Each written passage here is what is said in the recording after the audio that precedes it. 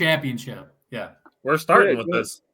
Okay. Welcome back, by the way. So we are live now. We're starting with the conversation that we were having right before the show started, and that is on the subject of Badgers basketball, which we're going to start with today. But just the real quick conversation we were having is people caring only about the big tournament. And Mike made a great point, and I'll let him make it again. I won't steal the thunder, but Mike had one very strong point that I think is very valid. Yeah, so it's crazy, right? Like towards like the end of the year, there's obviously more eyes like collectively and with like the tournaments coming up, starting with the conference. Sugarcoat it, say what you said. And the NCAA tournament, and full conclusion. A lot of these fans, quote unquote, the only time that they will watch the Badger basketball games or college basketball games in general is when the tournament's around. So if we win one game, but then we lose the next two, and the second being the elimination game, and we're no longer in the tournament anymore, that to a lot of fans kind of defines like the whole season as a whole. And they want, once again, they want Greg Gard fired. That's another point we're going to touch base on too. Yep. But it's unfortunate because a lot of like college, this is for a lot of the sports too, but just from what I see on the outside and the Twitter sphere, Facebook and whatnot. Obviously most of the comments come out really when quote unquote we lose the big game or the elimination game. And the first thoughts are they want the head coach fired, where there's no accountability, and they just don't, that's the only games that they watch throughout the whole year. So it does, it's laughable, honestly, in this case. Yeah. Very valid point. So we're going to hit the intro, and then we're going to talk about the two games, and then we're going to talk about where the Badgers go from here. Yeah, go ahead. Welcome to another live episode of the Wisco Fanatics Show, where we discuss the Packers, Bucks, Brewers, Badgers football, and basketball from an optimistic perspective. Wisco Fanatics is brought to you by Cardboard Legacy, Wisconsin's most complete sports card shop. Buy, sell, grade, and consign all at their location in Oshkosh. Alrighty, so we're gonna talk about the Montana and the BYU games. Honestly, I'm fine with us just running through these kind of quickly, and then spending a little bit more time talking about the future of the team. So Mike, start with the guards on the Montana game and just your quick couple takeaways. Yeah, at least for the guards, it was pretty quiet for the most part. That being said, collectively it was a very very balanced attack. So kudos to the Badgers. But I'll start with Max Klesman.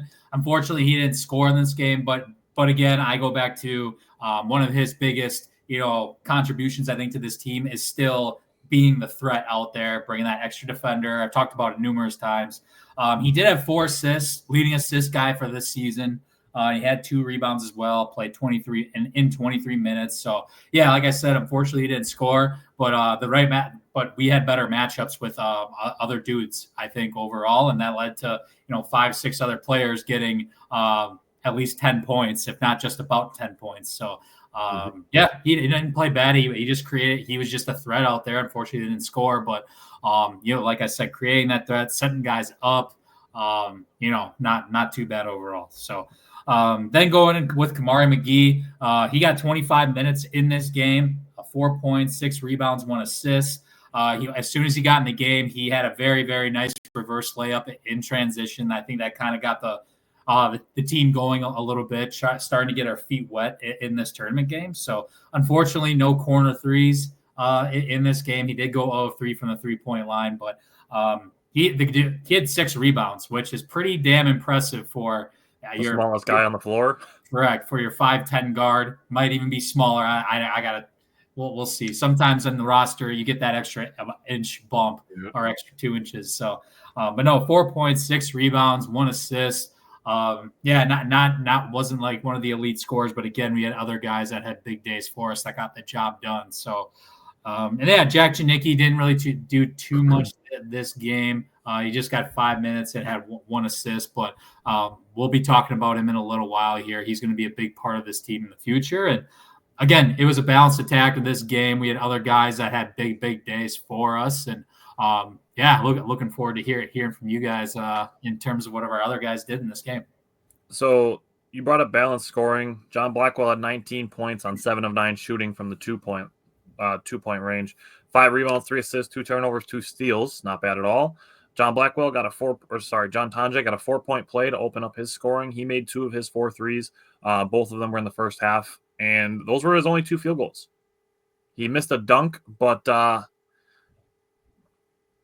should have been a foul. Wasn't called a foul, but it is what it is. But John Tanjay was 9 for 9 at the free throw line. That was one of my biggest takeaways from the game. 15 points, 4 rebounds, an assist, and 2 turnovers. I'll let Jake talk about the bigs, and then I'll just give my 2 quick takeaways. Yeah, so Steven Crowell was fantastic. 18 points, 4 rebounds, 2 assists. He was 8 of 10 from the field, 2 of 5 from 3, so he was ultra aggressive in this one. Nolan Winter also had 10 points, 6 rebounds, and an assist, 4 of 6, 1 of 2 downtown. Gilmore, 8 points, 6 rebounds, 1 assist, 3 of 6, 1 of 4. He was the only big man that played that didn't score in double figures. I believe there was 6 guys that scored double figures, right? Or 7. Sounds right. Yeah. You can fact check me on that, but 3 of them came from the big man section, which is what I was covering this season. Amos had 11, 4, and 0, 5 of 9 from the field, 104 from downtown. They had 47 points total out of the big man, 20 rebounds, 4 assists. They were 20 of 31 from the field. They made 20 of the 31 shots that the Badgers made versus Montana. Montana was really pushing up. Obviously, the word was going around town, around the country, that the Badgers shoot a lot of threes. They make a lot of threes, right? So Montana was pushing up, and the Badgers were playing smart, just taking what was given to them. They had the size advantage over Montana. We talked about that last week. So did a nice job finding that and going to the lane and finishing. And they didn't turn the ball over too much in this one, but they had 14 assists. That's not too bad either. Still got to the line 20 times as well, so that's a good sign. The Badgers overall played really, really good in this game. Steven Crowell was fantastic. So you mentioned the Wisconsin being bigger, knowing they had the size advantage. Neither team had any fast break points. Yeah, that's crazy. Which is kind of weird, but you think about it, Wisconsin, they played a little bit slower knowing they had the size advantage. Mm-hmm. You know, being a little more confident they could score in the half court with the bigs. And then as far as Montana is concerned, I want to give the Badgers credit again for doing really well getting back on defense. Yeah. Other than that, this 19-point win was the 4th highest margin of victory in Wisconsin tournament history. So love to see that. And then they held Montana's leading scorer, Money Williams, to 2 for 8 from the field and only 8 points. So good job there as well. Any other takeaways that you guys have from this game before we go to BYU? No, business per usual. All right, let's talk about the BYU game. Mike, I'll go to you first again. Hit me with your thoughts from this one. Yeah, this was obviously a little bitter at the end of the day. I mean, when you give up 91 points against a team, that's definitely going to be hard to beat. BYU first and foremost. I mean, that they're a great team. When you shoot 12 of 26 from 3, 46%. That you're not going to beat anybody. Damn, you're pretty much not going to beat anybody. And if you are going to beat them, you got to play a freaking perfect game. So it's tough to do that when I will say this, when you're on the road, when it's a legitimate road tournament game for that matter. I don't want to bring that up as a complete excuse as to why we lost this game. I am going to say that I do believe this was a legitimate road game, and the NCAA definitely did not do the Badgers any favors with this seeding at all. That being said, you give up 12 of 26 from 3, 15 of 16 from the free throw line for BYU. Can I just jump in on that? Yeah. Because they shot 15 of 16 at the free throw line. It was 94%. Yeah. They averaged 74. Yeah. And their 3-point shooting, that 12 of 26 was 46%. They averaged 37. So they shot 10% over their 3-point average and 20% over their free throw average and won by 2. Mm-hmm. With a chance for a game-tying shot at the end. Yeah. Or game winning. Yeah. We could talk about that scenario, but I'll start with Max Klesmit. He played 27 minutes. He did give us 12 points, 4 of 9 from 3. He definitely had a better second half, I think, than first half, at least in my view. 3 rebounds, 2 assists, did have 2 turnovers. We talked about this numerous times in the chat. Defensively, he did look 1 to 2 steps slow. There's a couple times where I thought he was in freaking quicksand with how he was playing D, unfortunately. And I don't know if that was kind of like a schematic thing with what we were trying to do, but it might be the play style what BYU was trying to do to us as well at the same time. But no, that there was definitely times where he did get exposed. But I do appreciate his efforts, at the end of the day, again, with clutching up and making those threes for us in the second half to keep us somewhat afloat, because if he doesn't make any of those threes and if John Tonje isn't All-American John Tonje, we might get ran out of the gym against these dudes by 20 plus. So, Klez at the end of the day, his offensive input, he was part of the reason why we were still in this. So kudos to him. I do think maybe at the end of the day, his injury might have came back a little bit. That's kind of what I was thinking, was maybe the ankle was bothering him. Yeah, I don't think he was 100%, but play a team against BYU, top 25 team. This is March. Again, played on the road, home game for him. I don't know. Maybe it just got to him a little bit, but kudos to Max Klesman on a great year. We'll go over the seniors. Yeah, we'll talk about the seniors in a little bit. And then Kamari McGee, not his best night, unfortunately. He got only 14 minutes, 2 rebounds, 1 turnover, 0 of 3. Jake made an outstanding point during the chat. I think the lights were a little too big for him in the moment at the time. He missed a couple point-blank layups that were gimmies, and it looked like he also did get sped up a little bit in certain situations, that being one of them, but even a little defensively as well. But I mean, this doesn't take away from what he's done the entire year. I mean, this was a team loss, at the end of the day. So there's other guys that we might call out here in a little bit. But I mean, Jack Janicki, 7 minutes, 1 rebound, didn't play too much.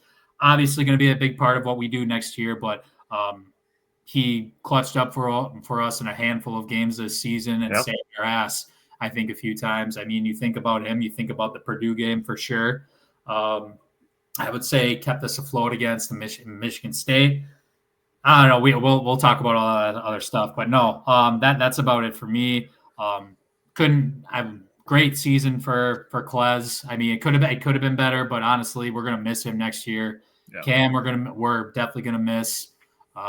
It's tough way to go out for sure, especially at the end of the day when we did have a chance to tie or even potentially win.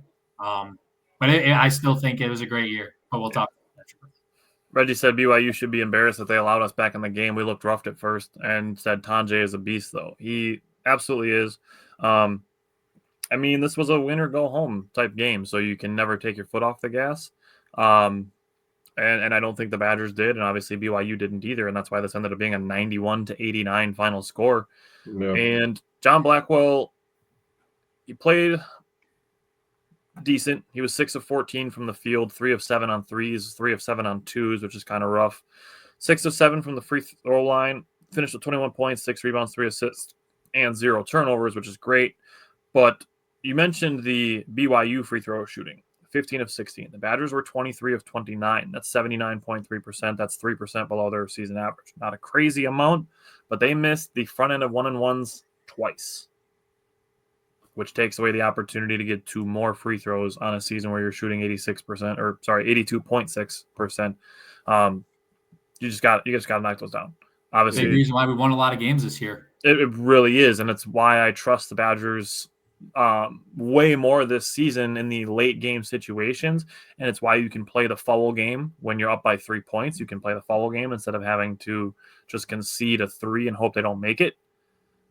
So that was a big deal for them. And then they shot 12 of 35 on threes. That's 34.3%. They averaged 34.8. So it's not to me that the Badgers so much lost this game as BYU won it. Because like I said, they were 20% over their average on free throws and 10% over their average on 3-pointers. That said, John Tonje wasn't hitting his threes early in the game, but he was working his ass off getting to the rim. And he brought Wisconsin all the way back to have a chance to tie. He just didn't have one last bucket in him. And I understand to not liking the shot because he missed it. If he makes it, nobody complains about the shot. But I won't lie, I'd be okay with him taking a 3 in that situation. I thought he was going to pull it.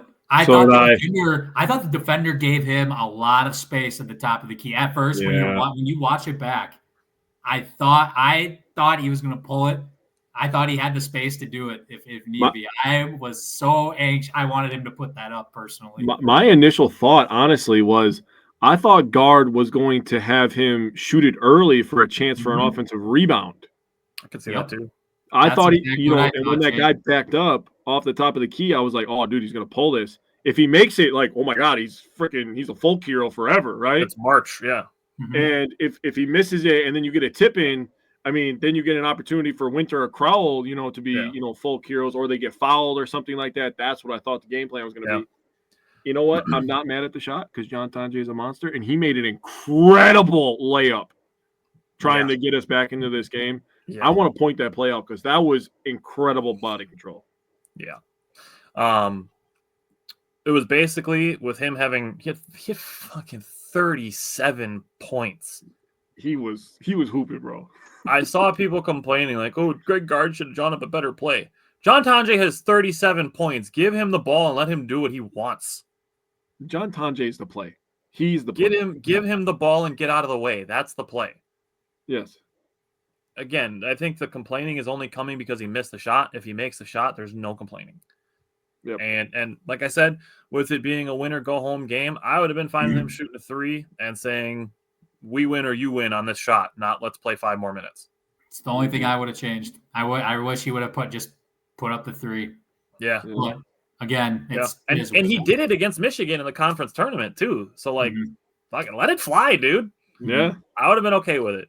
Again, I'm okay with any shot from Tonje because again, he was 37 points. He was 10 of 18 from the field, 3 of 9 from the 3-point line, and 14 of 16 from the free throw line. I think that's where I lean. That's what he was doing because even when you mentioned the defender backing up a little bit, if he sees that his defender's kind of on his heels, you can go at him and maybe get a shot, get fouled, maybe get an and one and get a 3-point play that way. So like I can see both thoughts of it. And again, put the ball in Tonje's hands and let him do what he wants. It's a good point on the and one because to get to 89, he got an and one and a free throw to get us from 86 to 89. So that's a really good point. Maybe he saw the same opportunity and he was like, there's my opportunity to get to the rim. And, it closed up a little bit quicker. Credit to BYU on that play too. They defended it a little bit better. So it is what it is, man. You live with the results. My other thing, I'll let Jake talk about the bigs before I say my last thing, but offensive rebounds. So the Badgers allowed 6 offensive rebounds and 12 second chance points in the first half. They did clean that up. Only 3 offensive rebounds in the second half and only 2 second chance points. And overall, the Badgers matched it. They also had 9 offensive rebounds and 14 second chance points. So they did cancel that out. So while it was a problem, I'm not going to say that was the reason that the Badgers lost either. Yeah. So I'm just going to jump in right here. Yep. There's 2 polarizing things that happened during this game. One in the first half, one in the second half. One was when Crowell played a decent game. Yep. When he took that jumper at the end of the half and it ended up being a BYU 3-pointer. That was a big thing. That was my last point. Mm-hmm. Oh, sorry. No, you're good because that's why I left it for you because you're the big man. I didn't even put this into consideration as a momentum swing, but the missing the front end of ones-on-ones in college, it's just so massive. So that could be added to the list as a third thing. And then the other thing that happened was that mysterious technical foul on the Badgers bench. Mysterious. Completely took all momentum from the Badgers when they were, the Badgers got punched in the mouth. I'm going to call it what it is. BYU punches in the mouth. Yep. But the Badgers have shown resilience this year. They're a senior-led team. They've been in a lot of big-time games. They've taken a lot of big-time shots. They lost big-time games. Yeah. But you don't learn unless you lose. Yeah. You learn from losing. So let that be a life lesson for everybody there. And for the Badgers to grab this game and kind of take control, it felt like they were in cruise control at that point, to be completely honest with you. Mm-hmm. And all of a sudden, this mysterious technical foul happens, and it feels like BYU and their fans got some life out of it.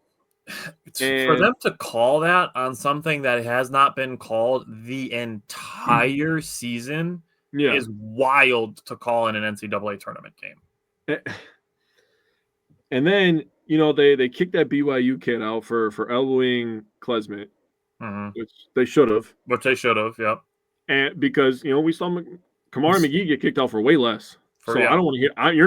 I'm not gonna feel bad for you because I've seen my point guard get thrown out for way less just going around a screen. For going around the screen. And then on top of that, that freaking kid the 6'6" point guard, John Blackwell is going to just pressure the ball, and he's allowed to just forearm shove him. Yep. Why are we getting nothing for that? Why is the ref just stepping in and acting like this is his two toddlers fighting or something? Yeah. You got to tee him up. John Blackwell allowed that space. Dead ball foul. Like it's got to be something. Blackwell is allowed that space. Yep.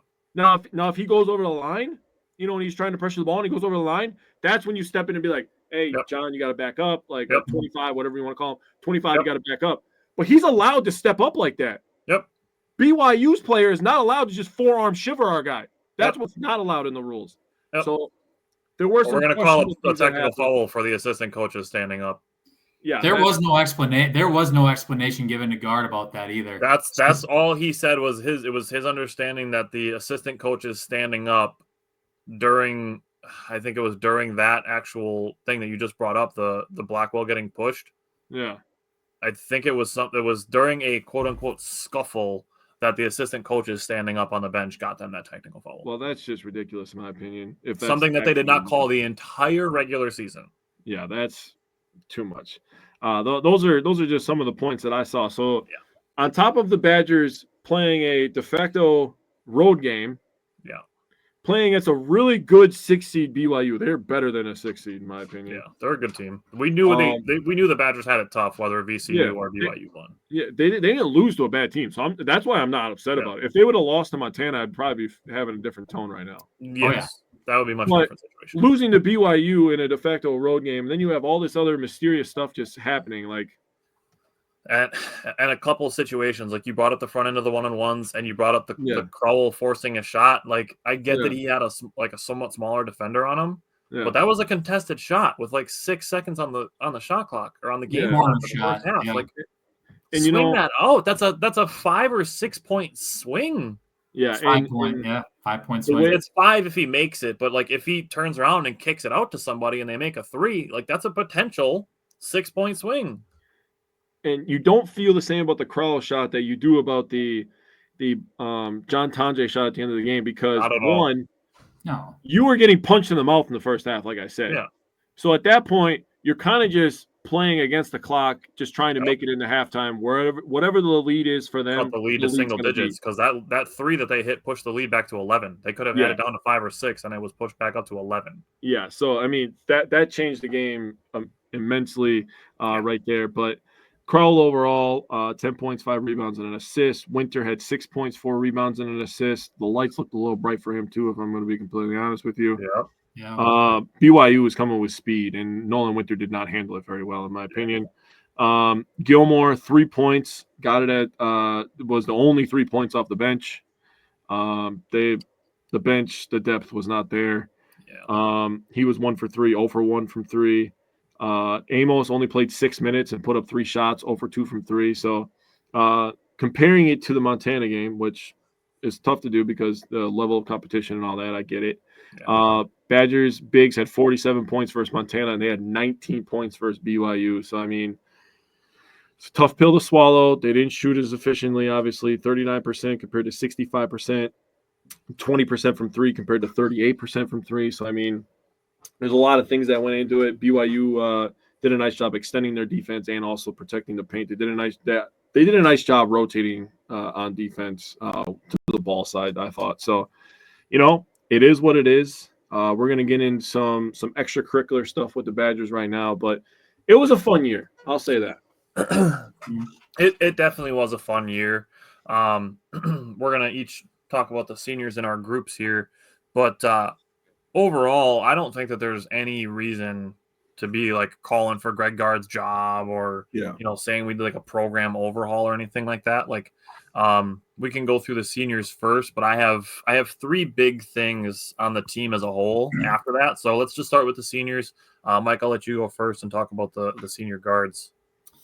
Yeah, so I think I'm kind of going forward. I think one of the biggest things that Wisconsin is going to look for in the portal is going to be the culture. I think that is a vital piece into this whole thing.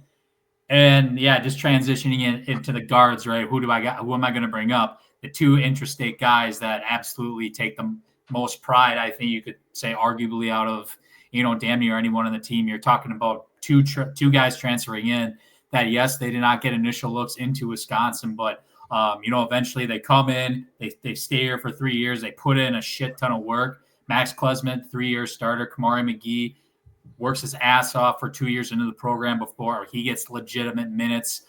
These are two guys that absolutely love the state of Wisconsin. So, Klez, for the most part of his career, until he got hurt a little bit, he was a defensive guy. He was the guy that would always get in your face, would not mind talking shit to players too at the same time, because he, for the most part, he could back it up, and he doesn't care. Maybe once in a while he makes a mistake or two, but he's still going to bring that mentality every single day, and get right in your face. And he's going to hit some threes. He hit some big time shots for us in years past.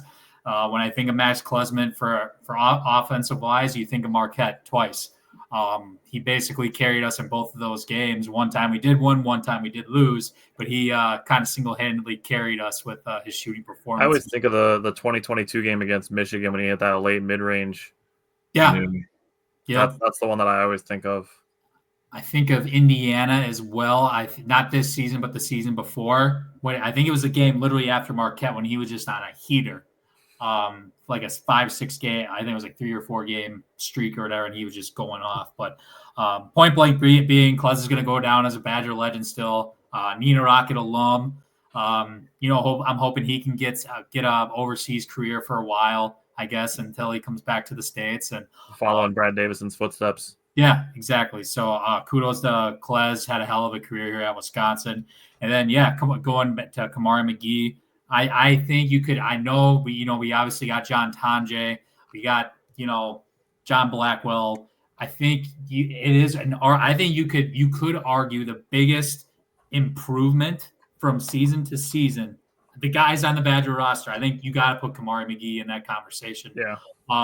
In terms of obviously his shooting, his physicality, his physicality was unreal. The dude, like, he looks like his arms were freaking like tree trunks, man.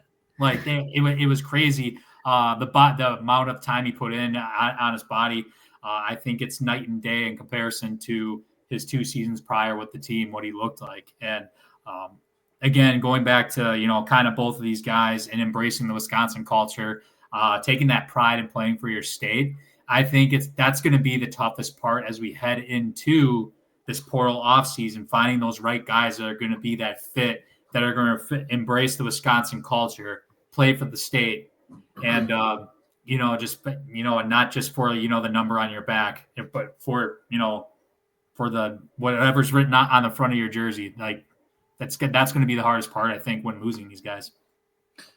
Yeah, and looking at John Tonje, who was only here for 1 season, but I have a 1-sentence statement to sum up how I feel about him, and it's best Badgers transfer ever. No argument. 100%. If you look at his single season numbers and where they rank in Badgers history, in points, second, 3-pointers made, third, free throws made, first, free throw percentage, first. Most points in a tournament game was the 37 that he had against BYU. He averaged 25.1 points against ranked teams. He averaged 26 points against top 10 teams. He had 15 20-plus games, and he had 6 games of 30-plus. And obviously, he had the 40-point game against Arizona, which was an early legacy game for John Tonje. I wish we could have him for another year, but he was awesome this season. And 20 years from now, when we're talking about some of our favorite Badgers players, and we're going to have the one-hit wonder conversations, John Tonje is going to be at the top of the list. 100%. Was he I will say short of Kaminsky for, I think, 8 to 10 short for like single season for points. He's second. He's second to Kaminsky, but I think it was by like 17 points. 17. Okay. Because I think Kaminsky's was 741. Okay. And Tonje had 724. Yep. Okay. Cool. And then I did write down just a small blurb about Marcus Silver, because when he played, he was more of a wing than a big, and Jake's got two bigs to talk about. So, yeah. Marcus Silver didn't really become the rotational guy that I thought and hoped he could be, partially due to Carter Gilmore's emergence as a three-point shooter. I still give him props for sticking around, which is more than can be said for other guys, and not just guys that transferred out of Wisconsin, but just the college landscape in general being the way that it is. For Marcus Silver to stick it out, I understand he didn't get a ton of playing time, but I still respect him for sticking it out. Yeah, I agree. So I will say about that Tanjay 40-pointer against Arizona, all the people that are calling for Greg Gard to be fired, they didn't get to watch that game because that was too early in the season for them to tune in to the Badgers. Since that happened in November, they play games in November, just so everybody can know. You can watch them in November. I had to say it 3 times so you understand. I wrote down, how will I remember, ... And then I wrote some little nice things here. I'm going to start with Stephen Crowell because I want to, and I love Gilmore more, so I want to end on Gilmore. I love it. So Stephen Crowell came in. He was a good recruit coming from the pipeline of Minnesota. So everybody in Badgerland was like, yeah, he's going to be good. He's coming from Minnesota, a big giant white kid from Minnesota. Yeah, the Badgers are going to make him good. He's a kid he's a nice kid. That's the first thing I'm going to say. He's a nice guy. That's what everybody says about me. Minnesota nice, the Midwest nice. He's a nice kid. But I feel like that's almost to a fault because it transitions onto the court a little bit. He does have good size. He does have really good footwork. We've plenty of times over his career have said how good of a passer he is, how good of a playmaker he is. His basketball IQ really shows up on that side. I want to say that he's a good competitor because he tried his ass off. There was games where he looked like he was fighting for his life a few times against Zach Edey, dude. The last couple of years, It was like he's trying his ass off, dude. I mean, Zach Edey's just a monstrous human being, a behemoth, as some would say. So I want to thank Stephen Crowell. Another guy, I'm gonna sound redundant here. He could have transferred out too after last year. He probably could have got paid a little bit to go to a bigger mid-major, maybe a Big East team or something like that, and he could have probably got paid by somebody and been a pretty good player over there as well. But he stuck it out, stayed in Wisconsin, and I appreciate him for that. Now, Carter Gilmore. First thing I wrote down about Carter Gilmore is the reason that fans love him is because you feel like he loves the Wisconsin Badgers as much as you do. And I really felt that every time I was watching this guy play, and he'd make a three-pointer, and he's throwing up them threes, you know what I mean? And, he has the big smile on his face, and I'm like, yeah, dude, that guy's loving life right now, and he's making me enjoy my life, and I love that he loves this, and I was just so happy for him. I cannot believe that he turned into the shooter that he was this year. That's incredible to me. Yeah. And I agree with Mike that Kamaria McGee is probably the most improved player overall, but behind him is Gilmore. Sure. I wrote down easily one of the most improved players on this team. Incredible touch from the outside. Came in as a defender, left as known as a gritty fan favorite. That's what I wrote down. Gritty fan favorite. We're going to, Tyler and I, we've had these discussions before about our favorite players on teams. We've done cool series on jersey numbers and favorite players. I got to tell you, man, Carter Gilmore will always hold a special place in my heart because he's just one of those guys that is going to be forgotten about, kind of like a Ersan Ilyasova for the Bucks or Charlie Villanueva, which we've had lots of discussions on. Yeah. Gilmore is in that section of players for me of people that don't get enough love and are going to be forgotten about and shouldn't be. And I'll make sure that he's not. Yeah. I love that we talked about Carter Gilmore for like the last 2 years when he wasn't making threes and talking about how we love him because he's a dirty work guy. He just comes in and he works his ass off. Yeah. And that continued this year. And then he started making threes. And then people were like, hey, this Carter Gilmore guy's kind of fun to watch. Yeah. And it's like, we've been telling you this would be the 3rd season that we've been telling you we love Carter Gilmore because he plays with effort. Yeah. I would love to see Carter Gilmore potentially wearing a quarter zip for the Badgers in the future. Like that's That's how highly I think of the way that he plays. He loves the W, so I wouldn't disagree with that. Yeah. Even if it's just kind of like a a player assistant, like assistant of player development kind of thing. Yep. I would love to see him, like I said, on the second row of the bench helping out Greg Gard and staff. I agree. Another one of those culture guys. Honestly, at the end of the day, another in-state kid who you guys kind of were harping on. It just takes the wearing the W seriously. It doesn't go. Yeah, I could spew on more, but no, just another culture guy, another in-state dude that gives a rat's ass about this program and where the direction of where it's going. So, kudos. I mean, this guy was very versatile. He could guard 3 through 5. I think that's safe to say. He was asked to do many assignments, stuff along those lines, play the 5 spot too at 6'7", 6'8". That's a little difficult to do in college, but he would do the dirty work and he didn't give a shit. He would get it done, one way or another. So another big culture guy. So I have just a few things that I want to kind of end on that are more team targeted. And my first one is just continue to innovate this, especially with the pro game in mind. This year's offense was so much more fun to watch. Mm-hmm. Not only that, it made victories a little bit more comfortable. Mm-hmm. When you can score more points. You don't have to try to win, 62-56 if you can win 74-60. So continue to innovate on offense. Now, innovate defensively.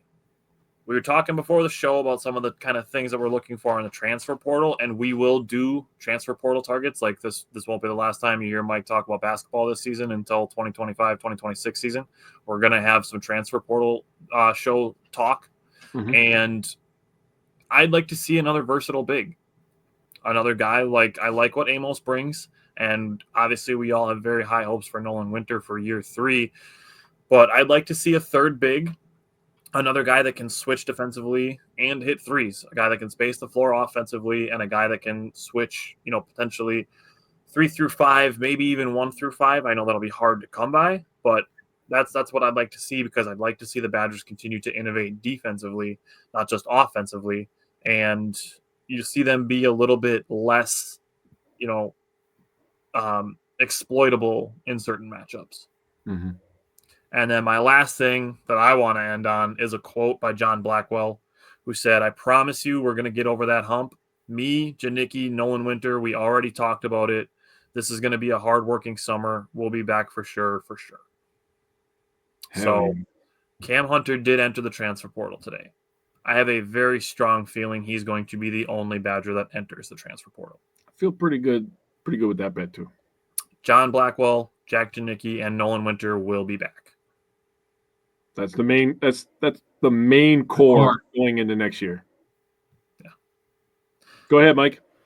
No, I've harped on it already. The biggest challenge, it's not even going to be necessarily talent. Well, yes, it is, but again, you gotta find guys that John Tonje fit the mold, not just with his talent, but he also just playing for the university and just fitting that freaking culture, because yes, second team All-American, second leading scorer in a season, all Badgers all-time history, but he didn't care, if he wasn't the leading scorer. We got to remember there's a game where he didn't score. He scored 0 points. USC.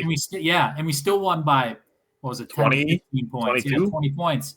And he did not care. He had, didn't miss a beat. Came out and scored 25 points a game over the next four games, something like that. 5 games. Exactly. So you got to, at the end of the day, you have to do your best. And you know what? Wisconsin's been doing a hell of a job, fitting guys, bringing in guys in the portal, I think, for the most part. But it's that fine line of finding guys who give a shit about playing for your university versus, okay, what's my paycheck going to look like with this whole NIL thing, right? You got to find that right balance, I think, as we move forward. So far, it seems like Wisconsin has been on the right track with that stuff. Yeah.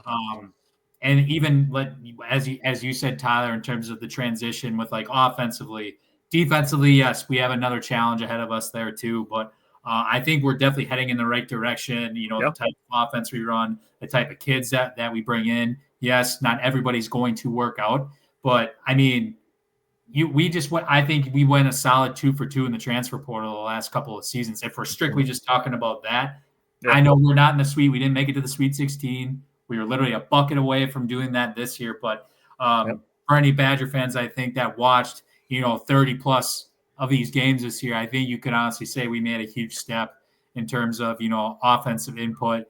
Defensively, it might not have been the best, but I think collectively this team was super fun to watch.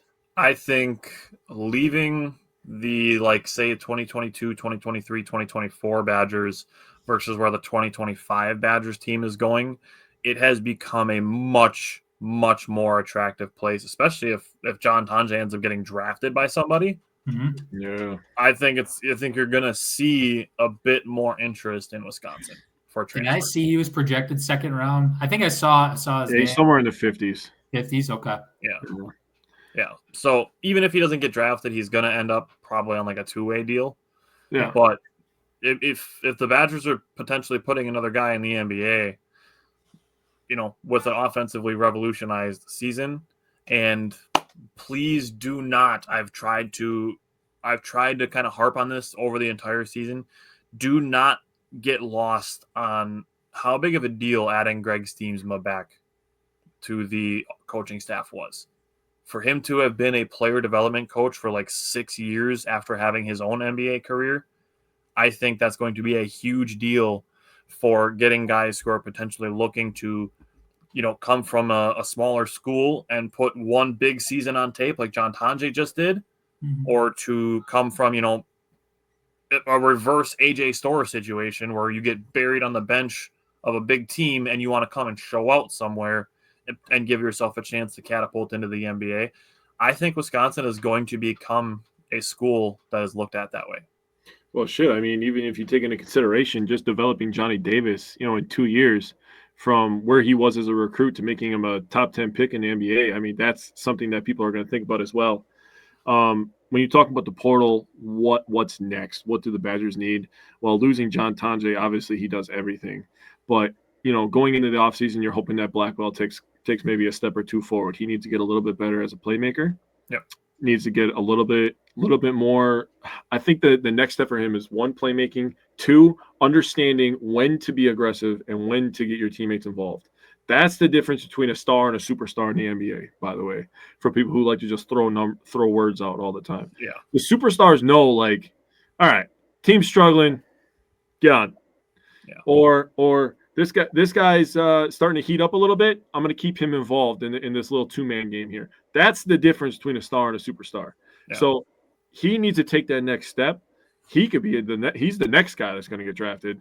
And Nolan Winter, if he adds a little bit more polish to his post game and gets a little bit stronger down on post defense, he'll also get drafted after next year. But that's a conversation for after next year, after they make the Elite Eight or something like that. They need to get a point guard for one. Yep. They need to get a point guard that is a shot creator. I would get a shot creating point guard. You can move Tonje back to the 2, or not Tonje, Blackwell back to the 2. And then, please, for the love of God, I need an athletic lob threat. I need that in my life. I need a Wisconsin Badgers big man that just jumps out of the gym with ridiculous hops. I need that. Even if he only gets 1 every 2 games or every 3 games, every 3rd game, I bet your ass I'm screaming at the top of my lungs when my kids are sleeping because I don't give a shit. It's going to be awesome. Please give me those 2 things and I'll be good. So a Khalil Iverson, but he's got to be 6'10", bare minimum. Well, also he likes playing basketball and being a student athlete. That might help too. There you go. Just say, not throwing shots, but yeah. We'll do a transfer portal target show. We'll probably all do a top 5, something like that. A lot of players are entering the transfer portal. I think we're well over 300 college basketball players have already entered the transfer portal. Again, only 1 from Wisconsin. And by the end of the tournament, it's probably going to double. There's going to be 630 There's or something. It's probably going to be close to that many, I think, 750. And, I hate the argument of people being like transfer portals ruining college basketball and college football, and I can't keep track of where guys go. I don't care about that. At college was always you cheer for a guy for 2-3 years and then they move on. Yeah. Right. That's so why if you have to people cheer like for him for 1 year, it is what it is. Who cares? Whatever. Yeah. Move on. I cheer for the W. That's what I cheer for. Yep. Yeah. And that's the thing is like we're gonna care about the guys who are wearing the red and white. Yeah. So Mike, we'll let you go, but we'll have you back before the season starts, and then obviously we'll have you for college football as well when that kicks off in August. But thanks for being with us for this Badger basketball season. Start looking through the transfer portal, see what diamonds in the rough you can find, and we'll have you back for that transfer portal show in the next couple months here. Hell yeah, fellas, appreciate it. It was a good year in my view.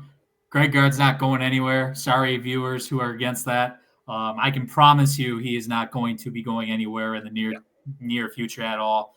This was a successful season. I know this was a tough game to swallow against BYU. It really freaking was. But I think at the end of the day, I mean, changed our offense completely. Looks freaking great. Our coaching staff is awesome. You bring in a guy like Kirk Penny as well. Yep. Steamsma, as you said, Tyler. I think we've made some great additions in-house to keep this boat afloat going forward. So, I couldn't be more excited for the future. Greg Gard's going to be the guy for a while yet, unless he gets an offer from Duke to go coach or something like that. But I'm kidding. Shire's not going anywhere. But no, great year. Looking forward to next season. Looking forward to spring football now. As that scrimmage is April 19th, I believe. I might try to get down there for that. I was going to text you. Text you, man. Yeah, as it gets closer, we'll talk. But no, looking forward to that. And yeah, I'll be looking for portal news in the meantime. All right, sounds good, Mike. Take care, and we'll be in touch. Later, fellas. Later. All right, so another season ending. But this one doesn't hurt like the Badgers football, though, in my opinion. So Badgers football was more annoying than it hurt. I'll say it was more annoying. It was like, you guys had some opportunities, a lot of stuff happened, but the Badger basketball was just kind of like, all right, at least they gave me some W's before that. Yeah. Before they checked and I think overall the season was much more fun to watch. Yeah, it's not like we're in like a full rebuild like Badger football is. Yeah. It was a pleasant surprise to see how different offensively they were, and it was a lot of fun to watch. So now we're on to Bucks basketball, and before we jump into it, we just want to talk really quick about Damian Lillard, who was not available for any of the 3 games that we're about to talk about. But Damian Lillard has a blood clot in his calf, in his right calf, and we have to say this. There is nothing that has been reported that he's going to miss the rest of the season. Yes. In fact, the one update that I saw was that a league source told The Athletic that they are optimistic that he can play again this season. Yep. So whatever amount of time he needs, ideally, if he can be back for the playoffs, I don't feel the need to rush him back before that. I also have to say one more thing. Life is bigger than sports. Yes. So I'm gonna cuss at you. If you're a piece of shit and you're talking shit about Lillard right now, kindly go fuck yourself. I literally mean that with every fiber in my body. I don't give a shit who I piss off right now. I saw a lot of people dogging Dame after the news came out. Which is wild. Dude, he's literally going through a medical emergency. Like, that's an emergency. He's like Chris 35 Bosh years old. He's still got like another 50, 60 years to live. Yeah. And you're right about more important a basketball game. Like, dude has little children. Yeah. And he said that. He said he has to be here for his family, his kids. Yeah. Like, and that's what matters. At the end of the day, as a human being, we can look at him as a human being, not just a mega superstar who's super talented at something that he does. He's a human being, so we should care about him like that. I would rather have like a round or 2 early playoff exits for the next 3 years with Dame and Giannis than for Dame to be rushed back into a game and fucking die on the court. Yeah, seriously. I literally think that people forgot what happened with DeMar Hamlin already. Like, that was terrifying, dude. Yeah, it was scary. That was like, it was like, holy shit, dude. Like, everybody was like buckled up, ready for a good game of Monday Night Football, and it was like, there's bigger things in this football game, huh? That's weird. It's happened in basketball games. There's literally a 30 for 30 about a guy that died on the court. Yeah, it's insane, dude. So get healthy, and we'll be ready for you whenever you're available. Yep, it's still Dame time in Milwaukee, man. Yeah. I still believe, so. And I wasn't going to do this right away. I was going to save this for a little bit. But while we're on the subject of Dame, it is way too early to be like, are Dame and Giannis like the biggest failure in NBA history? They've been together for not even 2 full seasons. Dame's played like 3 fucking playoff games in a Bucks uniform, and Dame and Giannis have played 0 playoff games together. Yeah. There's nothing you can judge to say it's a success or a failure of putting this duo together. Yep. So cool it on that shit. Let's talk about the Bucks West Coast road trip. So Bucks Lakers, let's start with that one. Give me your takeaways from Bucks Lakers. Well, getting into this one, Lakers were missing their top 4 scorers. So as it's felt like the Bucks have had a streak of bad luck, finally luck was a little bit on their side finally. So that was nice to see. Obviously, they didn't have Doncic, LeBron, lots of big names. But it wasn't like the Bucks were completely healthy either. As we said, Dame did not play this entire week. He's going to be out indefinitely. We're missing Dame, a guy who is a top 75 player of all time. We're missing Bobby Portis, a guy who can give you a 30. And we're missing Jericho Sims, a guy who's an ultra-versatile defender. And our backup center right now. Yeah, and the Bucks are super thin right now. Yeah. They're playing guys more minutes than they probably should be in some positions. Yep. So we'll have that conversation when we get to Monday's game.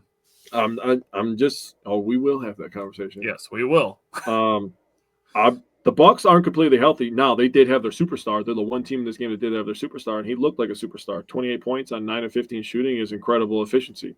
Yeah. And I'm just getting so sick and tired of people taking Giannis for granted, honestly. Yep. It's getting to the point now where it is kind of starting to piss me off a little bit. He's 30. Like, we have 5 to 7 years left of him, and he's been here for 12. Yeah, of him doing this efficiency. We are in the final third of his prime. Yeah. 28 points on 15 shots is stupid. That's awesome. I don't think people literally comprehend that. Yeah. And maybe his play style to you isn't what you like, but I gotta tell you, doing a spin move from the free throw line and ending it with a dunk is elite. That's not normal. Just because you've seen Giannis do it and Giannis does it, nobody else does that. Yeah. He's elite. I'm so sick of having this conversation. You brought this up now. I can't even get past it now. I'm sorry. I've been thinking about it for the last couple days, dude. He's literally putting up the same shooting numbers as prime Shaq. Yeah. He just doesn't do it from the block every time he touches the ball. Yeah. He can also dribble and pass. Yeah. He's prime Shaq with a playmaker package. And he shoots mid-range now. He's incredible, dude.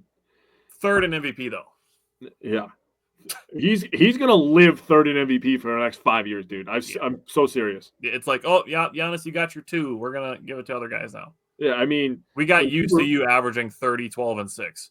Yeah, it's ridiculous. But anyways, shout out to Kuzma. Had a good game. We need to talk extensively about Kuzma. I have a big-ass chunk of my notes on Kuzma. Yeah, people. See, I've had this conversation before. I'm gonna save some of my Kuzma thoughts, but I've had this conversation before where I hate that in today's world of sports and debate, it almost feels like you have to put somebody down to lift the other guy up when you're doing comparisons. Mm-hmm. And I don't want to do that to Middleton because I respect what he did for the Bucks. Yep.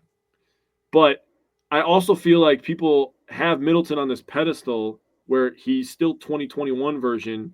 And I wish he was. Believe me, I wish he was. I'd be the first guy to tell you that. But the ankles, the knees, he was too banged up. And not to mention they're different skill sets too. Yeah. Kuzma was never supposed to be the number 2. He's never supposed to be a spot up shooter. That's not his role. Yeah, that's not what he's good at. My thing with this game on Kuzma specifically, it's all to uplift him and to talk about the role that he's been forced into, which Doc talked about. So this game specifically, he was getting to the rim. I was really impressed. Yeah. His having a running floater, having a back to the basket turned over his right shoulder and had a left-hand finish. Yep. Had a drive and bumped Alex Len, a 7-foot center, bumped him off and finished a layup. Drew a flagrant foul on Alex Len also by driving to the basket. Yep. And in the early fourth quarter, had a baseline spin that he threw down a big-ass dunk off of. Also hit a transition floater, got an and one off of it. All these things that he did, Doc said they only ran one play for him. Oh, wow. I don't remember exactly how many points he finished with. I think he had like 18, but they only ran 20. one play specifically for him. He had 25 and 5 on 9 and 16 shooting. And they ran one play specifically for him. In 4 of it, he was 0 for 4 from the three-point line. So really, he was 9 for 12. Yeah. For 20 Doc said after the game, too, he's been good. I think we're screwing him up more right now, just putting so much on his plate. We had him at the 3 for a bit. It looked like he was going to start getting his groove. And with Jericho out, we've got him at the 3, the 4, maybe even the 5 at times. A little bit unfair for him, just trying to put him at different positions, but he's been great for our team overall. Yeah, so I want people to think about that. Again, I'm not trying to put Middleton down, but Middleton's not playing the 5. No, and if he is, he's gonna be outmatched. I'm sorry. He could play the small ball 4, but that's it. Yeah, and Kuzma, he's not a 5 either. He gets outmatched at times, but in spurts, we have no other choice right now. He's also Bobby more comes back athletic pretty and 2 soon inches here. taller. Yeah. I mean, Bobby comes back pretty soon here. It sounds like Jericho Sims is going to be back pretty soon here. And, you know, if there is basketball gods out there, if Damian Lillard comes back, I think the basketball world is going to be reintroduced to the fucking Milwaukee Bucks at some point during this playoff run. I really feel that way. But talking about this game specifically, the starters were pretty good, 75 of the 118 points, but the bench was really good, especially Gary Trent Jr. He had 23 points, 3 rebounds, 3 assists, 6 of 10 overall. All of his shots came from the three-point line. Now, I do have something to say. Kevin Porter Jr. was pretty rough in this game, 3 points, 4 rebounds, and an assist on 1 of 5. And AJ Green, that's a guy who's been a hot topic of discussion. Again, we were first talking about this, so please like, subscribe, share the show, because we know what we're talking about. AJ Green, 2 for 4 from behind the three-point line, but overall, for the last month plus, he's been pretty tough. Outside of Gary Trent Jr., who was 6 of 10 from 3, the rest of the team was 5 of 25. Yep. That's tough, dude. Like, Gary Trent made 6 out of our 11 threes. He made over 50%. Yeah. So we need AJ Green to get going. Now, I'm not going to say anything about Brook Lopez because he's logging a ton of minutes, and I do not expect him to have legs to shoot the three-pointer. I'm going to talk about Brook, too. But, you know, Taurean Prince, Brook Lopez, Gary Trent Jr., Kevin Porter, AJ Green, there's plenty of guys who can get hot from behind the arc. So for people just writing this season off is fucking ridiculous. We still have one of the best players in the NBA on our team. Yep. Dirk Nowitzki won a title by himself, basically. People say that all the time. True. Why can't Giannis? Yep. So miss me with that bullshit. I'm going to give up the floor to you. Go ahead, buddy. So you mentioned the three-point shooting already. The turnovers, the Bucks only had 9, which is great. They only allowed 10 points off turnovers, which is great. Conversely, looking at the Lakers, they had 27 turnovers. And the Bucks scored 29 points off turnovers. Hell yeah, they did. I get that they were playing against a lot of reserves, but holy shit. Yeah. My last thing on this game, since I already gave my Kuzma talk, is that Brook Lopez is seriously important to this team. And I'm going to start a dialogue, and I mentioned this to you already last night, but I see there's a world where the Bucks ask Brook Lopez to come back next season. Yeah. And sign him to a cheap 1-year deal and pretty much say, hey, as long as you're productive, we'll take you back a year at a time. Yeah. Unless Miles Turner's an option. Just throwing that out there. Why not both? Dude, could you imagine starting Miles Turner and then having Brook Lopez come off the bench? That'd be awesome. That'd be insane. That'd be lit. All right. So at one point in the second quarter, the Bucks offense got stagnant. They went to Brook Lopez in the post. Yep. There was a point where he came out of the game, and him and Doc are standing at the timeline, the podium thing, but like way down on their end of it. And Brook is drawing X's and O's with Doc Rivers. We don't talk about Brook Lopez as, a big basketball IQ guy. Obviously, we know what he does and we know what he's good at. But he's out here doing everything. Can I interject real quick? Yeah. I also want to say when people talk about CEOs and bosses, they always talk about the good ones are the ones that listen and take constructive criticism. We don't give enough credit to Doc Rivers for doing that. You know, everybody's going to be like, oh, well, Doc Rivers needs the help. I don't want to hear that. Okay. He's being a good coach, Yes. taking what they're seeing because they're the ones on the floor, and he's being considerate of what they're seeing. So Brook Lopez has been in the NBA for 15 years?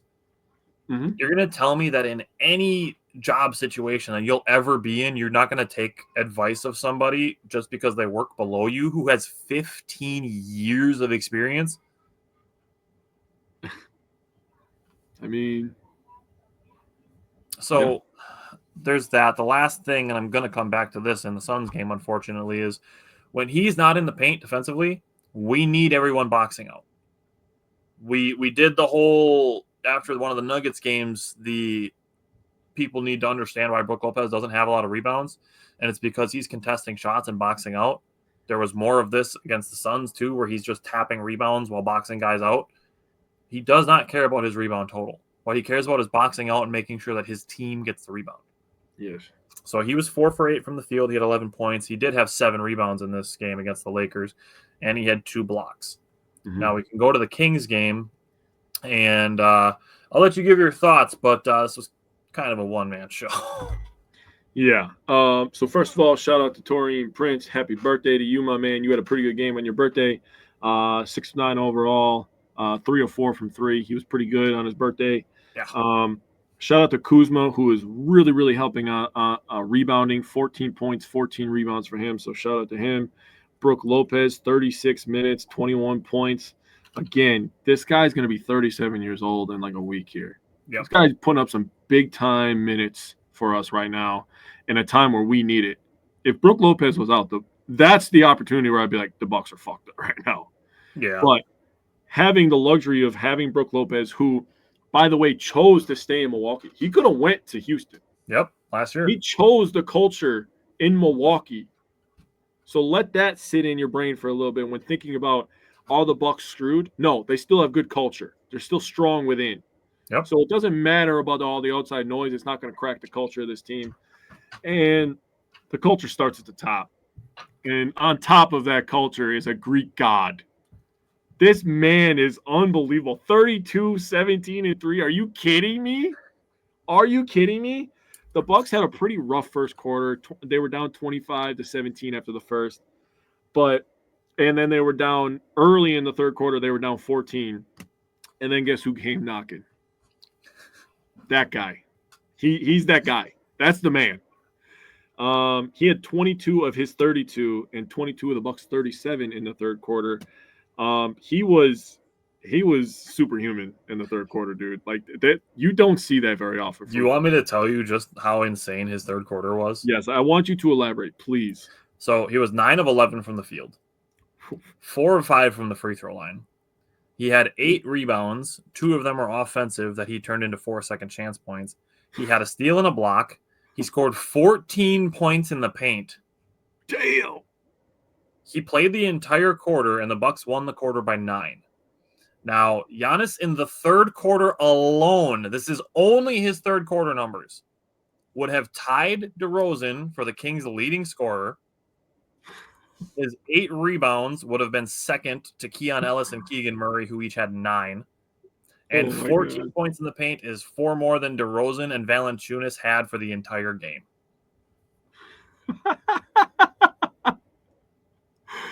I in the third quarter.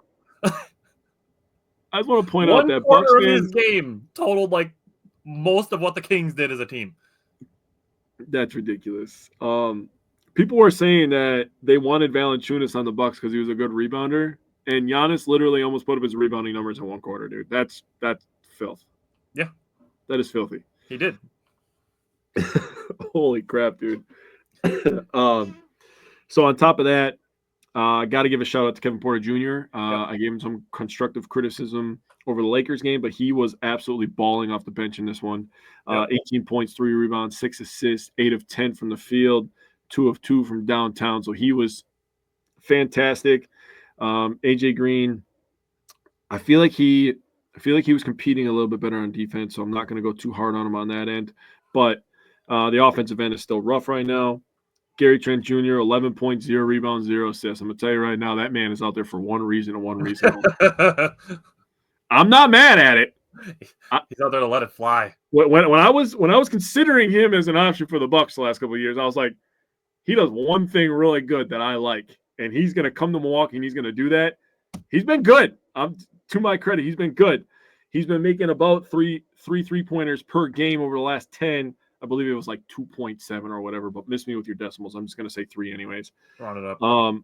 But he's been good, man.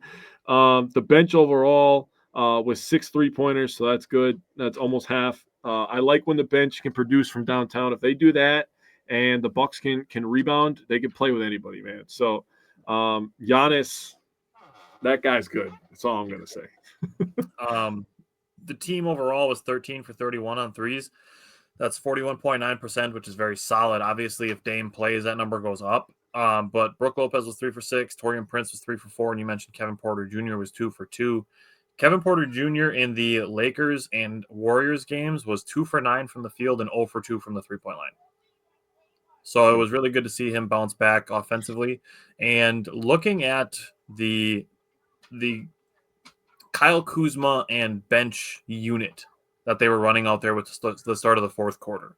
So The Kings scored first in the fourth quarter to give them a 5-point lead.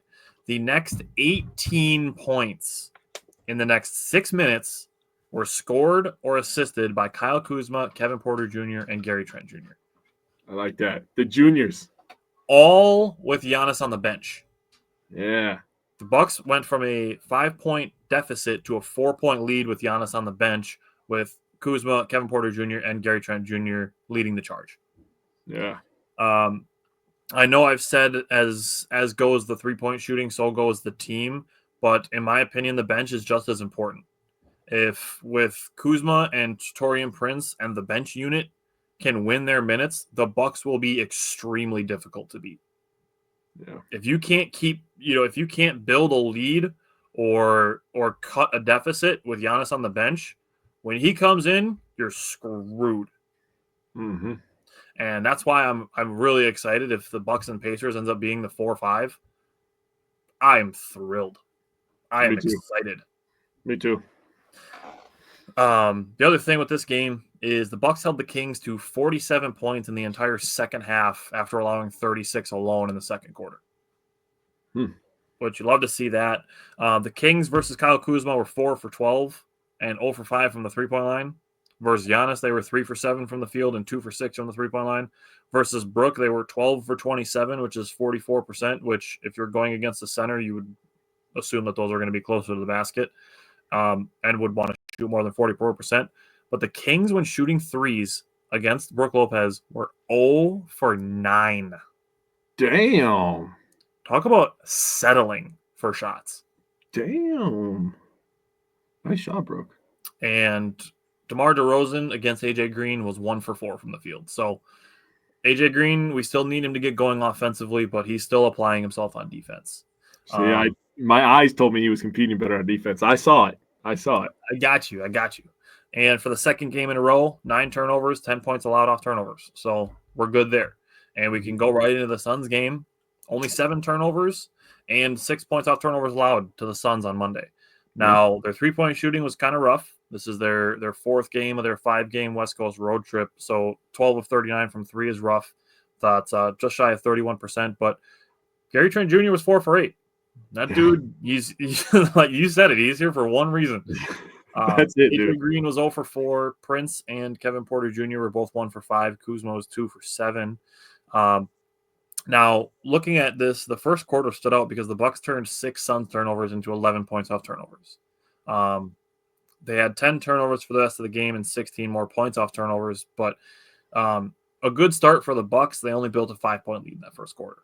Mm-hmm. I think there was some opportunity there. Giannis and Gary Trent Jr. had 19 of the 30 points. Yeah, they did.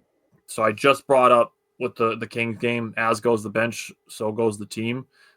We needed the bench to step up in this one, especially with Damian Lillard out, because with no Dame, the Suns sent doubles at Giannis every single time he touched the ball. Yep. And there's two things that go with that. First, with Damian Lillard on the floor with the gravity that he commands, it's harder to do that.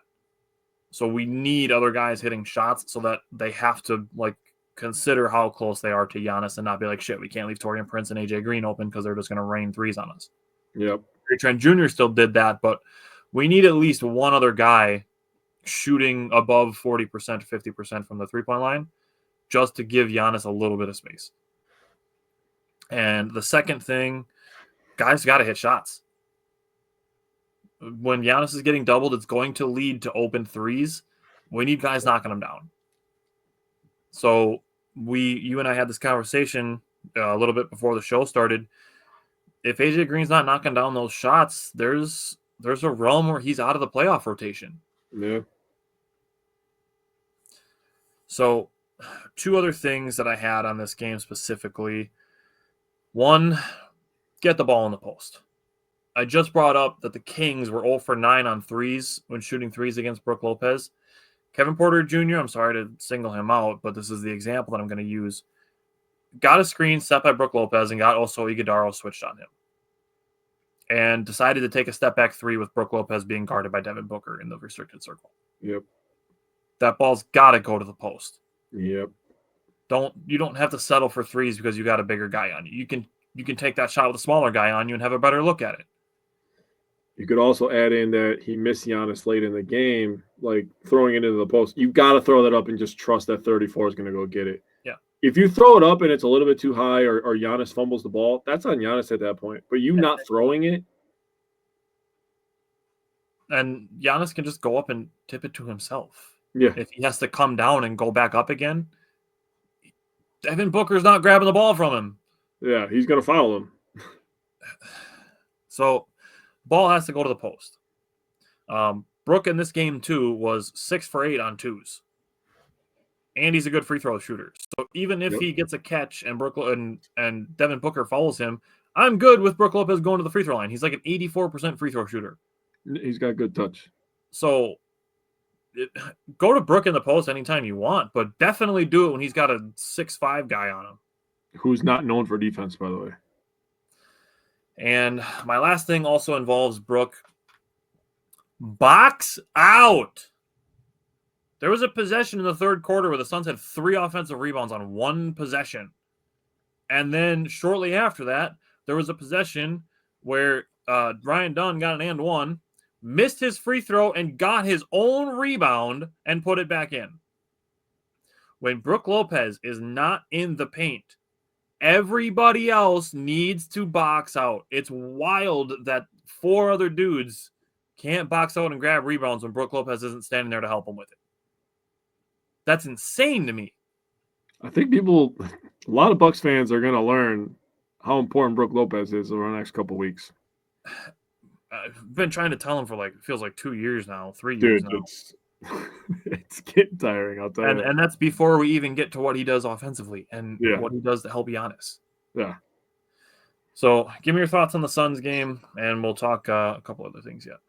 So I wrote it down since you were so heavy on the bench. I wrote down, this is the 5th time I'm writing this down in this notebook, the Bucks miss Bobby. Touche. You could literally just add Bobby Portis to this team, and they got probably 4 more wins. Being so serious, dude. And now I understand that they might be undefeated on the West Coast road trip with Bobby. Dude, they're not losing that Suns game with Bobby in there. And the Warriors game. Those are their 2. They're not losing the Warriors game. That's the first 2 that come to the front of your mind. We could be in a position where they're 4-0 on a West Coast road trip. And we could be in a position where they're breathing on the Knicks' necks. The Knicks' necks. Try saying that 5 times fast. No thanks. Yeah, for obvious reasons. But, outside of that, this is why I'm just going to say it. That's one of the reasons why I still have optimism, because Bobby is coming back. He doesn't have a season-ending injury. He is coming back. And, Jericho Sims is going to be back. They believe that he is going to be back for the playoffs. So you literally just adding those two guys is just going to help immensely. Yeah. Now, if Dame does come back, hopefully, I'm just cheering for him to be healthy. But if he does come back, I mean, the Bucks are going to be outstanding. They put together a nice roster at the deadline, in my opinion. Yeah. If Bobby comes back, you could deal with Kevin Porter Jr. kind of having a stinker on offense because Bobby's probably going to pick him up that day. Yeah. If both those guys get going, I'm excited to see their energy together, regardless of what they do with the ball in their hands. Like, I just want to see them on the floor together. Yeah, they're about to be a problem together. The way that they both they're about to be a problem. And if Gary Trent Jr. keeps doing what he's doing, and Bobby and Kevin Porter Jr. are both on the same day, they could beat the Celtics without Damian Lillard. They could. And I'm just talking about taking all one at their game, best, but it's possible. Yeah, and I'm not talking about winning the series. I'm talking about winning a game. So if they have to win a game on the road and both those guys are going, now it's going to be tough on the road. But I could see a way where it happens. We've seen Giannis in 2022 basically destroy the Celtics by himself. Yup. He was a monster. Now we're going to need that guy again, but it could happen. That's all I'm saying. And they're giving Giannis a rest tonight. So they are. This game specifically, Giannis versus Kevin Durant is fun. Yeah. It's a good matchup. Both those guys are just both incredibly talented for how tall they are. They both have different skill sets. They're both smart. They both play. Giannis plays a little bit better defense, in my opinion, at this point in his career. But they're both really good players, and they're fun to watch. I saw an article talking about how Kevin Durant's going to force his way to Boston. Please do, because you have to give up a lot of players to get into the second apron. Take away a lot of depth on that team. Please let that happen. I would forgive Kevin Durant for going to the Warriors if he breaks up the Celtics team. Just saying. I would. Dude, they have to get rid of Tatum or Brown. I can't even imagine what that framework would look like. Dude, they have to get rid of like $55 million. But anyways, it's a discussion for a different day. I want to talk about Kyle Kuzma. Okay. And I want to talk about how people are really kind of treating him unfairly. So, since coming over to the Bucks, he's averaging 14 rebounds. I was going to say, what? I was reading too far ahead. 14 points, 6 rebounds, 2 assists, half a block, half a steal.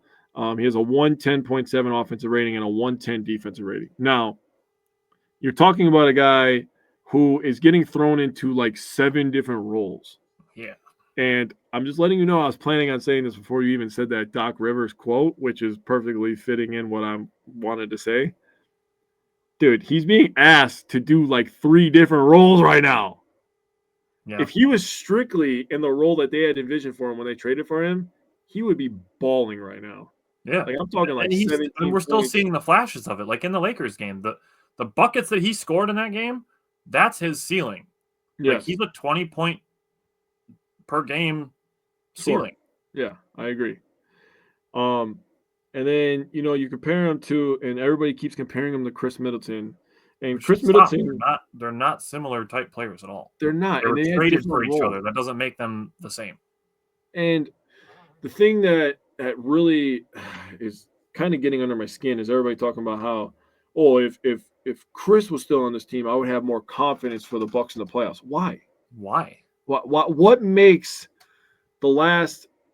take the last 3 years. Just take the last 3 years. What about the last 3 years gives you more confidence? We've still missed. We've still been kicked out of the playoffs in the first round.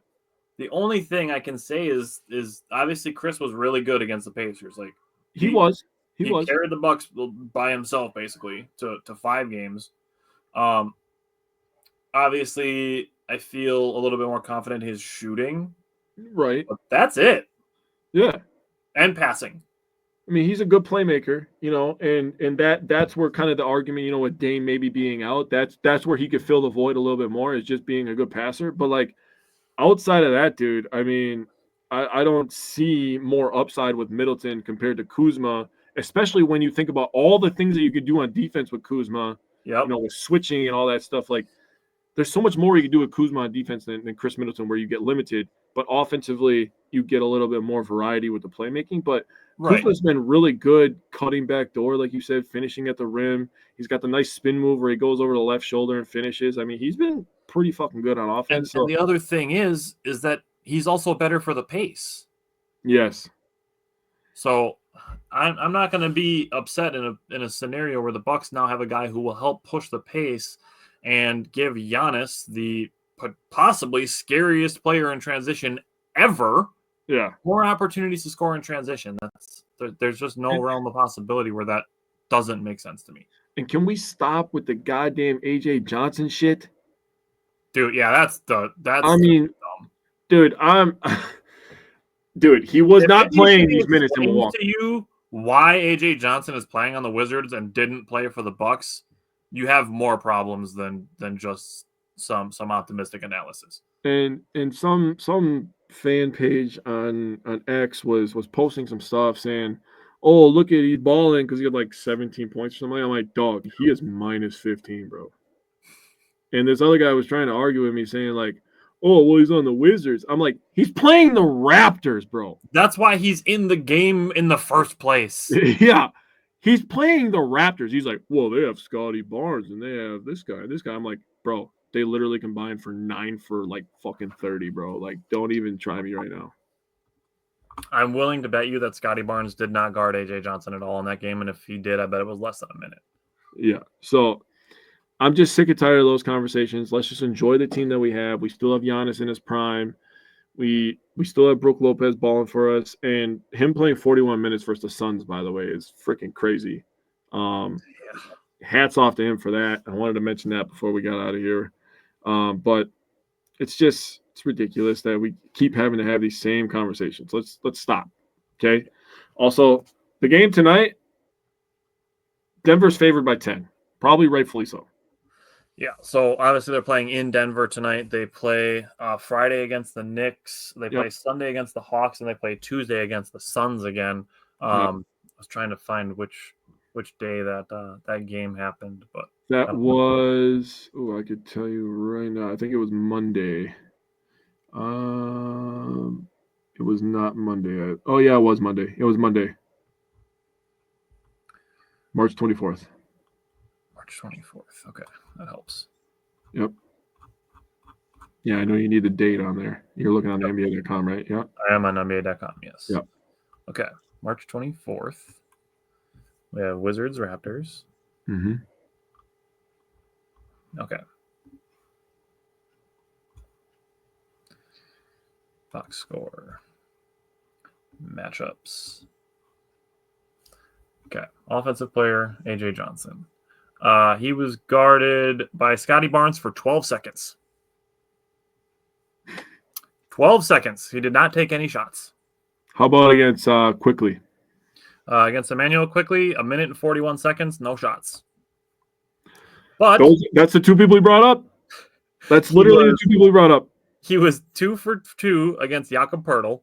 He was 1 for 2 against Jonathan Mogbo, 2 bigs. Yep. And he was 2 for 3 against AJ Lawson. Who the hell is that? Exactly. He was guarded by Jamal Shed for almost 3 minutes, who was a clamps defender and was 0 for 0, did not take any shots. Yep. And he was 0 for 3 against Colin Castleton, which I don't know who that is either. He scored... The point remains. 7 of his points came against bigs, and 4 of his points came against AJ Lawson, who is... probably a two-way player, to be honest. He's a 6'6" guard who weighs the same amount of pounds as AJ Johnson does. He's 6'6", 179. Holy, that's skinny as hell, dude. Holy crap. Yeah. Yeah, so let's just stop with those conversations. Sick and tired of it. Don't want to have to explain how sports work to you every single day. So, cool. Yeah, there's a reason why guys who were traded are playing for teams that have 15 wins. Agreed. Okay. So last thing, we have a Brewer game tomorrow. We do. And not just a spring training game. We have a real Brewer game tomorrow. They're not playing in AmFam like there is behind us. They're playing in New York for the second season in a row, opening in New York in March, where there's no roof instead of playing in a climate-controlled retractable dome stadium. That makes all of the sense, apparently. Right. So that's a thing that's happening. Now, the opening day roster is going to look a little weird for the Brewers. The way the roster looks towards the middle and end of April is how it will be more finalized. But looking at the guys that are on, Connor Thomas, the Rule 5 draft pick, Elvin Rodriguez is going to be like a depth/mop-up guy. Tyler Alexander, who has a 4.55 career ERA, 5 years with Detroit and a year with Tampa Bay. He's going to be an inning eater and a spot starter. And then Chad Patrick made the opening day roster. He won the Triple Crown in AAA last year. He had a 2.90 ERA, 14 wins, and 145 Ks. Those all led AAA last season. Oh. So he's making the team. Also making the team, Jake Bowers and Isaac Collins. Those two are both going to be on the team to start the season. And the couple guys off the roster that are a little different than what we kind of envisioned are Jose Quintana, who accepted a demotion, quote-unquote demotion, more like a designation to AAA as he continues his ramp up because he was kind of signed late in the spring. Brandon Woodruff is also going to be kind of ramping up. He's going to need like another like rehab starter too. So very possible that Brandon Woodruff could be pitching in Appleton before he pitches in Milwaukee this year. But still probably mid-April for him as well. And then late April is when we should get Tobias Myers back. So the starting rotation is going to look very different on March 27th than it does on April 27th. Yes. So just kind of keep that in mind. It's going to be a weird 26-man opening day roster, but the roster is going to look much different a month from now. Yes. Last things last with the Brewers is going to be who's coming up first. Your leadoff hitter tomorrow is Jackson Chourio. Oh, really? Yeah, That's he's real? leading off tomorrow. Holy fuck. Jackson Chourio lead off? Dude, I'm so excited for Brewers baseball to be back. Oh my goodness. Chourio as leadoff is fucking lethal, dude. I'm sorry. I love it. That's lethal. I love Get him on, get him over, get him in. Let's do it. Pat Murphy's a fucking stud, dude. Ball's a steal to put Chourio as the fucking leadoff, dude. Seriously. Yeah, Ball's a I love steal. it. I love it. Bat him leadoff. Fuck Love yeah, it. dude. Let's go. I'm excited, dude. 2:00 tomorrow. I'm excited. Yeah. Joe Buck is better at baseball than he is at football. I will die on the hill. I don't care what anybody says. I will stand right next to you and help you plant the flag. He's better at baseball. Yeah, I love him for baseball. When he's not in the booth with Troy Aikman, honestly. Yeah. And Taylor, I would love to be tomorrow, going Monday, but I don't currently have any Brewers tickets yet this year. No, sadly, I have to do this thing where I go to this place and I have to do things and they pay me for it. So that sucks, but yeah, it is what it is. I'll be ready to watch though. Me too. But this is our last Wednesday show without Brewers analysis. So Taylor, you're watching right now. I'll ask you, just throw this out there. We're gonna put this question out to anybody who listens to this or watches this. What kind of things do you want to hear us talk about when it comes to Brewers baseball? You know, do you want us to explain more stats? Do you want us to go through visually and point stuff out? Do you want to just hear more like the highlights? Like, you know, we want to know what people want to hear about baseball and what they want to know about baseball. So we're going to leave that question open-ended, and we'll keep that in mind. Taylor said he'll join us on the hill that Joe Buck is better at baseball. All right. So yeah, I mean, we want to know, we always want to make sure that we are giving the most interesting analysis that we can. And we want to make sure that we're doing it in a way that helps feel like people are getting more, from watching our show. Taylor wants everything. Don't everything. I want everything. So we want to make sure that we're giving an entertaining show, an informational show. So we want to make sure that we're doing that, and we always want to make sure we're giving the best analysis so that people want to come and watch our show more. So anything that anybody wants to toss us for input, comment it, message it to us, comment it on Facebook, YouTube, wherever you're watching it, send it to us in messages. Let us know what you want to know about baseball, and we will help you understand it. And we got baseball to talk about next week. All right. Also, join us next Tuesday. Next Tuesday is our next episode of our draft series for the Packers, and we will be talking about linebackers. So we will see everybody next Tuesday and Wednesday. Hell yeah, dude.